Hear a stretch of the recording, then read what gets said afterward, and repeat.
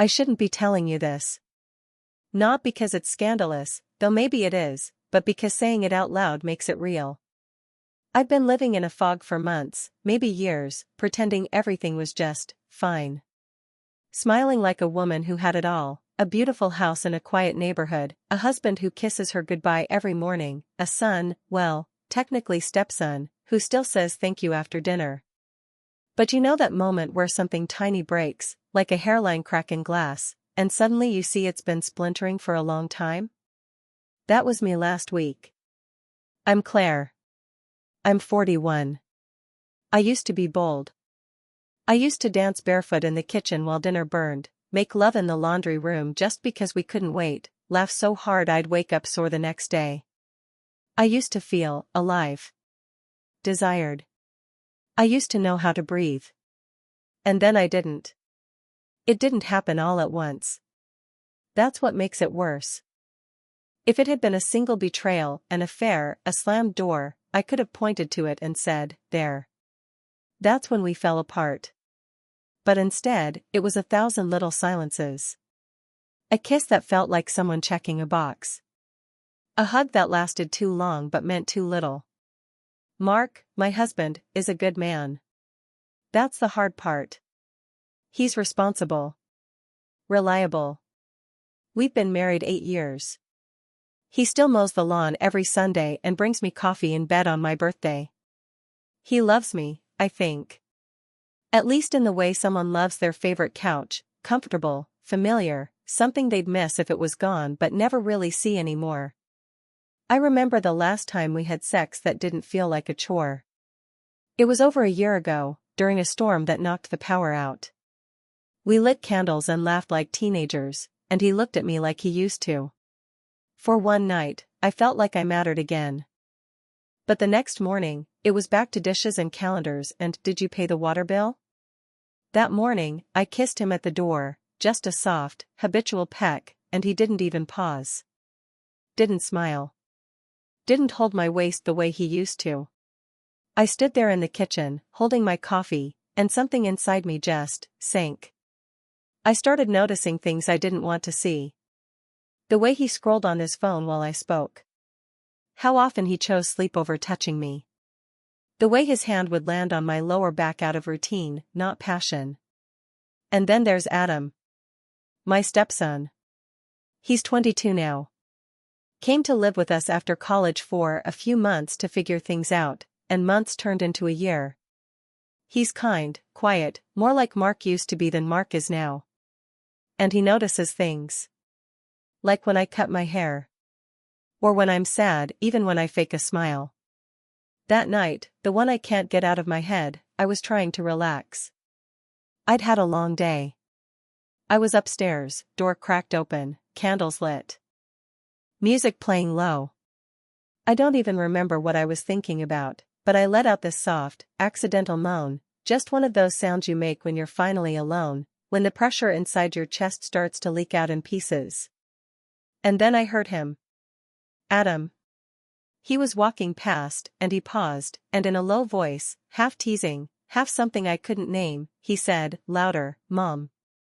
No one's home. And then he kept walking. Like it meant nothing. But it shook me. Not because it was inappropriate, though it was. Not because he called me Mom, that stung in its own way. It was because it was the first time in months that someone made me feel seen. Like a woman, not a chore. I didn't know what to do. Still don't. I'm not in love with him. This isn't that kind of story. But something shifted that night.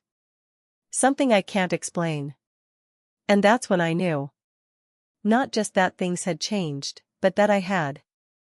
And maybe I'd been waiting for someone, anyone, to notice. I tried to laugh it off. That thing Adam said. I told myself it was just a weird joke, a throwaway line, like so many awkward things young men say without thinking. But it stuck to me, like a splinter under skin. Not because of what he said, but because it made me realize how invisible I'd become. Mark came home late that night, smelling like antiseptic and exhaustion. I was curled up on the couch with a blanket and a half glass of wine, pretending to watch something on TV. He kissed my head. It was automatic. His lips barely touched my scalp before he moved past me, already loosening his tie. "How was it today?" I asked. "Busy. 2 strokes, a stabbing. Someone coded and came back." "You?" I could have said anything. I died inside a little more. I heard something that shook me. "I'm not okay." But instead, I just said, "Fine." Mark changed into a worn t-shirt and sweats and joined me on the couch. He reached for me, pulled me toward him like a puzzle piece. His hand slid up under my shirt, warm, familiar, expectant. I froze. It wasn't that I didn't want to be touched. I did. But not like that. Not when he hadn't looked me in the eye all day. Not when he hadn't asked how I was feeling or noticed the new book on the coffee table or commented on the candles I'd lit for ambience, trying to make our living room feel like something more than a layover between stress and sleep. His hands moved lower. "Mark," I said softly. He stopped. "What?" "Just, can we talk first?" He sighed. That same sigh he gives when traffic's bad or when Adam leaves dishes in the sink. "About what?" I didn't have the right words. I never do, not with him. If I say I feel disconnected, he hears, "You don't do enough." If I say I need more, he hears, "You're not enough." So I said nothing. "I just wanted to be close," he said. "Is that a crime now?" "I want to be close too," I whispered, trying to make him understand. "But not like this. Not just sex. I want to feel seen." He pulled his hands away like I'd burned him. Sat back. "I can't win with you lately, Claire. If I touch you, it's wrong. If I don't, I'm distant. What do you want from me?" I looked at him, really looked, and saw a man unraveling in ways he didn't know how to explain. Mark is brilliant in an ER. He can diagnose a stroke in under 60 seconds, talk down a panicked parent, stitch a wound with steady hands. But when it comes to emotions, real ones, raw ones, he's lost. "I want to feel like we're still in this together," I said, my voice almost breaking. "Not just roommates who touch out of habit." He didn't respond. He just stared ahead, jaw tight, eyes tired. And that silence? It said more than any argument ever could. Later that night, I sat on the edge of the bathtub while the water ran. I looked at myself in the mirror, hair piled up, mascara smudged, and wondered when I started feeling like a ghost in my own home. Adam knocked gently on the door. "Hey," he said. "I'm heading out to meet Evan. You need anything?" I blinked, caught off guard. "No, I'm good. Thanks." He hesitated. "You okay?" Just those 2 words, so simple, so human, and something in me nearly crumpled. "Yeah," I lied. "All good." He nodded, but he looked at me for just a second too long. Like he saw through it. And I hated how much I needed that look. Saturday morning started with sunlight bleeding through the blinds and Mark's hand already sliding across my hip. He was spooned behind me, breath warm against my neck, and at first, it felt sweet, almost like before. "Morning," he murmured, voice still thick with sleep. He pressed a kiss between my shoulder blades. I made a soft noise that wasn't quite a response. Not quite a refusal. His fingers drifted to the waistband of my sleep shorts. And just like that, I wasn't in the moment anymore. I was outside myself, watching it all happen like a scene I'd seen before, one I could predict frame by frame. Touch, kiss, touch, tug, roll over. No build-up. No wonder. Just assumption. "Claire," he said, sensing the stiffness in my body. Can we not right now?" I asked, gently pulling the sheet tighter around me. He pulled back, and I felt him roll onto his back with a sigh so loud it could have shattered glass. "God," he muttered. "It's always something lately." I sat up, hugging my knees to my chest. "Mark, that's not fair." He sat up too, rubbing his face. I tried to be close and you shut me down. I don't know what you want anymore. I wanted to say, I want to feel safe in your arms again. I want you to ask me how I feel before reaching for my body. I want to not feel like sex is the only way you know how to show love. But I couldn't get those words out. Not without sounding cruel. Not without it turning into a fight. Instead, I said, I just need more time, okay? Mark stood, pulling on a hoodie. You've been needing time for a year. The door closed harder than it needed to. I sat there alone, sunlight warming my skin, and all I felt was cold. Later that afternoon, I was in the kitchen chopping vegetables when he walked in behind me. We hadn't spoken much since the morning. He wrapped his arms around me from behind, resting his chin on my shoulder. I'm sorry, he said quietly. I didn't mean to pressure you. I nodded but didn't turn around. His hands moved slowly up and down my arms, and then one slid down to cup my butt. It was casual. Familiar. Something he used to do that made me laugh. But this time I flinched. Not dramatically. Just enough that he noticed. He pulled away instantly. Jesus, Claire. Really? I didn't mean to, I started, turning to face him. He held up a hand. Forget it. He left the room. Again.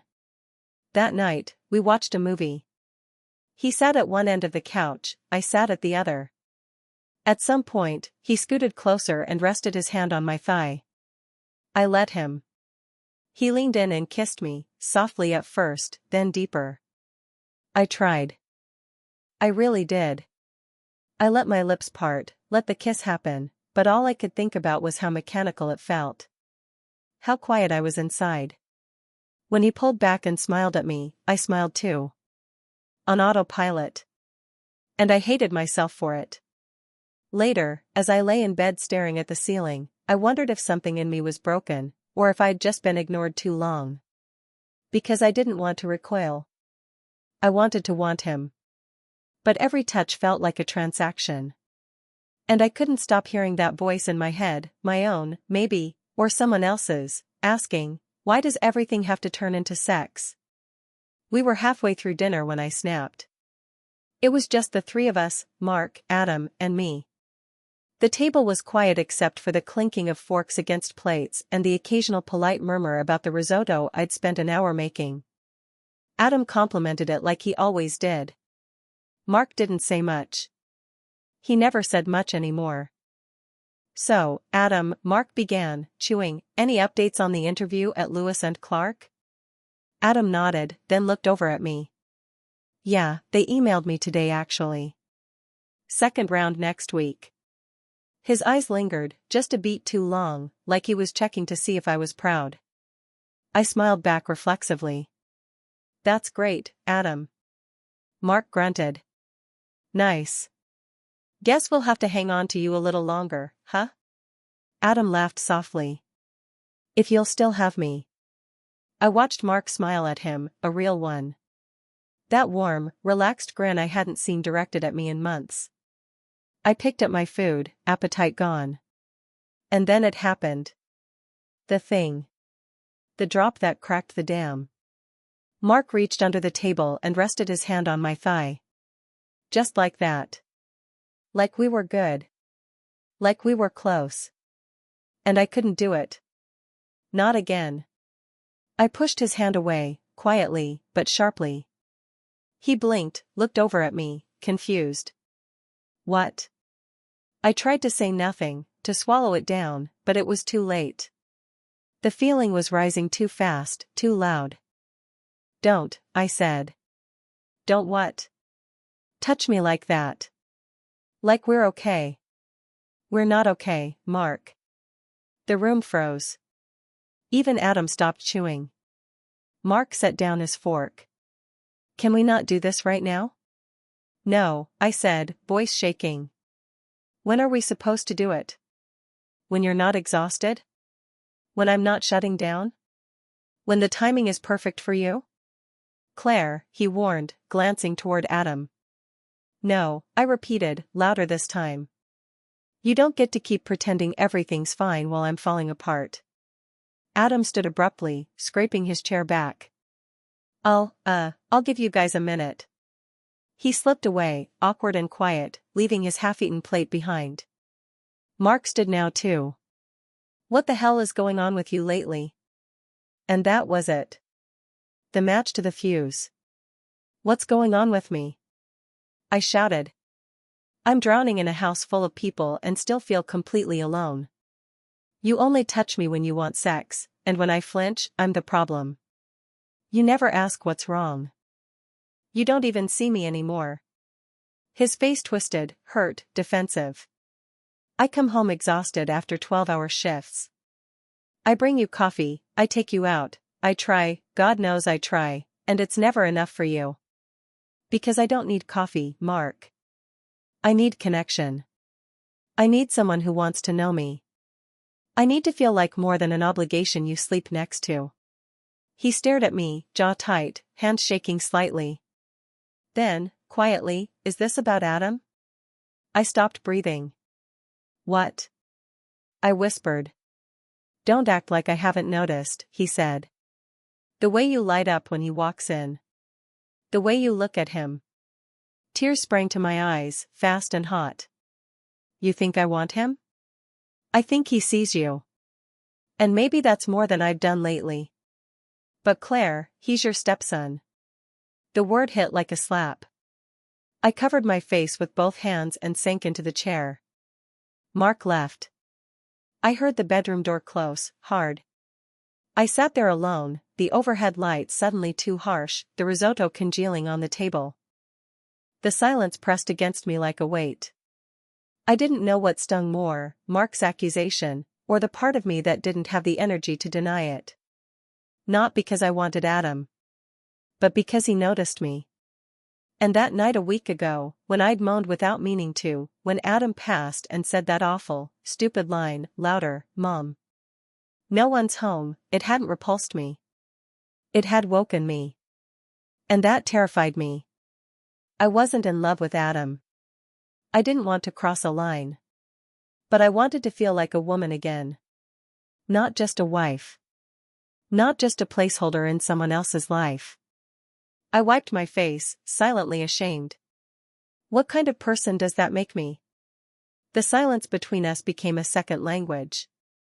Mark and I still shared a bed, still passed each other coffee mugs and tossed laundry on Sundays. But everything in between felt like acting. Muted movements. Measured words. No music in the house. No late-night conversations. Just this invisible trench dug right between us, too wide to cross but not quite deep enough to fall into and disappear. A week passed. Then two. He started sleeping closer to the edge of the bed, back turned to me. I started waking earlier just to avoid the awkwardness of sharing a bathroom mirror. We were performing the shape of a marriage without its substance, two outlines barely touching. And I missed him. I missed how he used to pull me into his chest without asking, the way he'd squeeze my hand under the table when something funny happened at dinner. I even missed his humming when he shaved, off-key and unconsciously cheerful. But every time I thought about reaching out, I froze. What would I say? I'm sorry I screamed? I'm sorry I pushed you away? I'm sorry I maybe, not really, felt something when your son looked at me like a woman instead of a ghost? No apology felt big enough to erase what hung in the air between us. One evening, I watched him from the hallway. He was sitting on the edge of the bed, elbows on knees, hands hanging limp between them. He looked tired in a way I hadn't seen before, not ER doctor tired. Not that bone-deep weariness from long shifts and trauma. This was different. This was heartbreak. He ran a hand over his face, slow and deliberate. I saw his shoulders rise and fall, almost like he was working up the energy to breathe. I realized I wasn't the only one feeling lost. Mark wasn't cold to punish me. He was just hurt. Uncertain. Maybe afraid. Of what we were becoming. Or what I already knew we'd become. That night, I sat on the edge of my side of the bed for a long time before lying down. I didn't face away like I usually did. I stayed still, eyes open, watching his back. When I finally whispered, "Mark?" He didn't answer. But I saw him pause. I heard the breath catch in his throat. I didn't push. I turned my face to the pillow, tears soaking silently through the cotton. The next morning, he was already gone when I woke. On the kitchen table, his travel mug and a note in his tight, efficient handwriting. "Coffee's still warm. You can have the car this afternoon, I'll get a ride from Nate. I'll be late tonight. Don't wait up.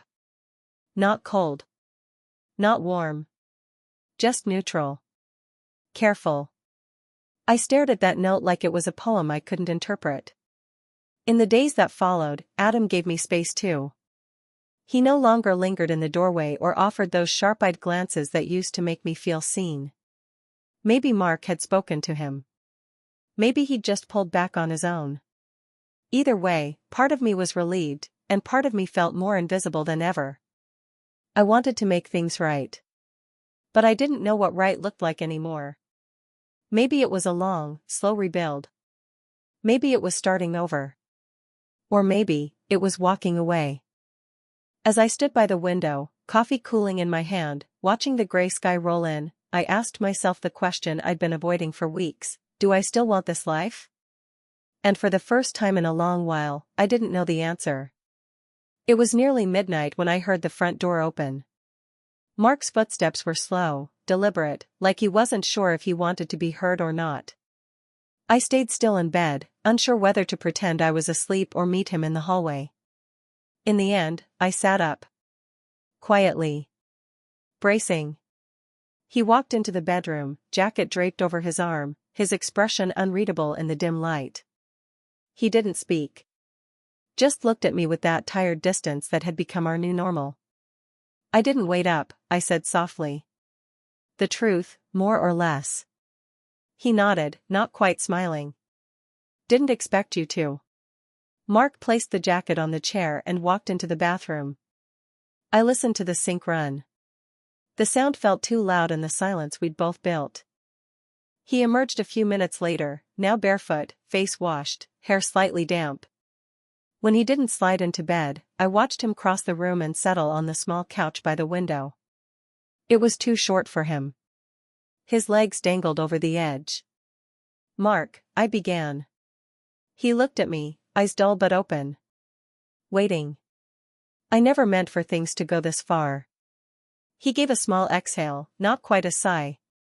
"I don't think either of us meant anything. We just stopped showing up." I nodded. "I miss you."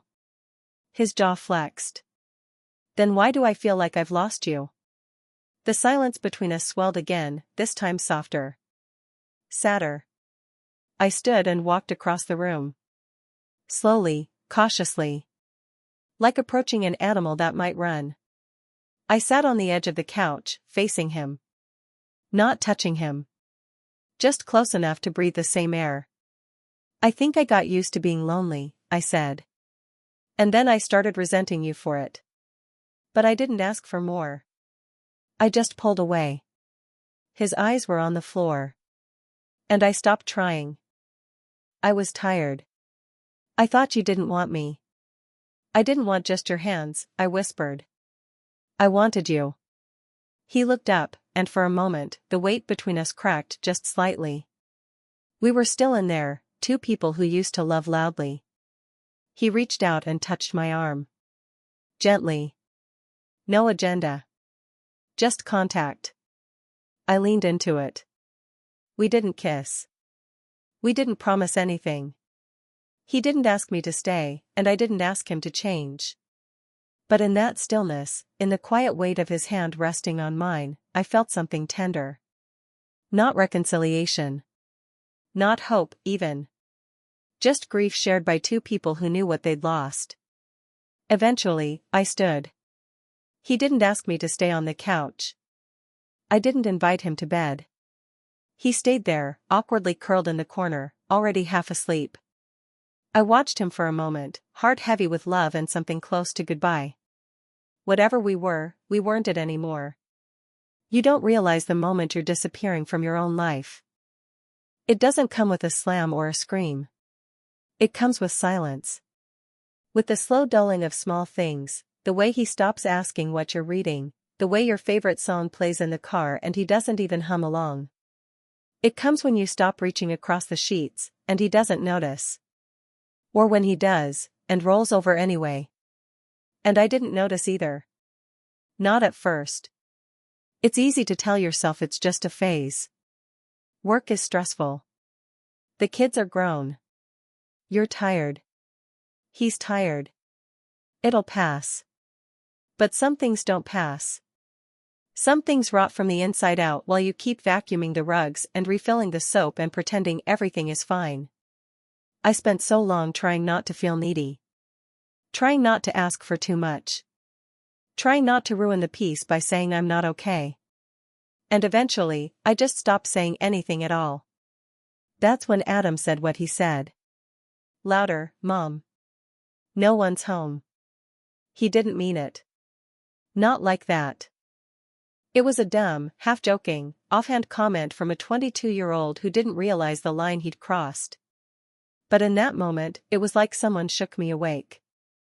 Not because it was seductive. But because it made me feel seen. Because someone, anyone, noticed I was still breathing. And that scared me more than anything. I didn't want Adam. I still don't. This was never about him. This was about the ache that built up inside me, so quiet and steady I didn't even know it was there until it started echoing. This was about the 1,000 little moments where I told myself I'm fine, when I wasn't. It wasn't about sex either. Not really. It was about touch. About wanting to be held like I mattered. About wanting a kiss that wasn't trying to lead somewhere, a look that said I remember who you are. Mark tried. I know he did. In his own way, he was trying to show up. He just didn't know how to speak the language I needed. And I didn't know how to teach him without bleeding for it. So, we drifted. Quietly. Gently. Like two boats that lost sight of the shore. The night I found him asleep on the couch, that awkward little couch we only ever used for laundry or arguments, I sat on the edge and looked at him. Really looked. And I realized something that hurt more than all the fighting. I loved him. Still. But I didn't know how to need him anymore. That's what no one tells you about long-term love. It's not just about staying. Sometimes, staying means surrendering parts of yourself so slowly that you don't realize you're a ghost until you pass a mirror and don't recognize what's staring back. We haven't split up. Not yet. But we're not whole either. We're quiet. Careful. And I'm learning to live with that. I'm learning that desire doesn't always mean sex. Sometimes, it's wanting someone to ask how your day really was. To notice when you go silent. To wrap their arms around you not because they want something from you, but because they want you. I'm learning that emotional intimacy is not a luxury, it's the oxygen of a relationship.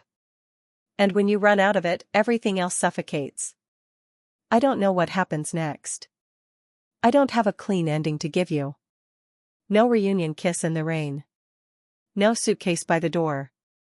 Just this, a woman, 41, sitting in a quiet house, learning to hear her own voice again. And maybe that's enough for now. Maybe being seen starts with seeing yourself.